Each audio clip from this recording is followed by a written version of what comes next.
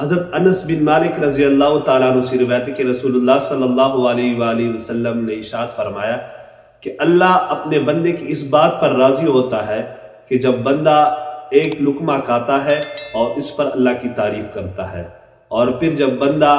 ایک گھونٹ پانی پیتا ہے اور اس پر اللہ کی تعریف کرتا ہے۔ علماء محدثین فرماتے کہ ویسے تو ہر حال میں اللہ تعالیٰ کا شکر ادا کرنا چاہیے، اگر دیکھا جائے کہ اللہ تعالیٰ کے بے بہا احسانات ہیں انسانوں کے اوپر، جیسے قرآن مجید میں ہے فَبِأَيِّ آلَاءِ رَبِّكُمَا تُكَذِّبَانِ، تم رب کی کون کون سی نعمتوں کو جھٹلاؤ گے۔ لیکن اتنی چھوٹی سی چیز یعنی کھانا پینا، اب کھانا پینا بھی دینے والا، رزق دینے والا بھی اللہ تعالیٰ ہے،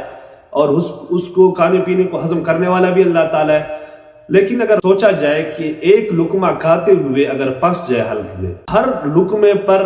انسان کو اللہ تعالیٰ کی تعریف کرنی چاہیے، شکر ادا کرنا چاہیے، اس پر اللہ تعالیٰ راضی ہوتا ہے۔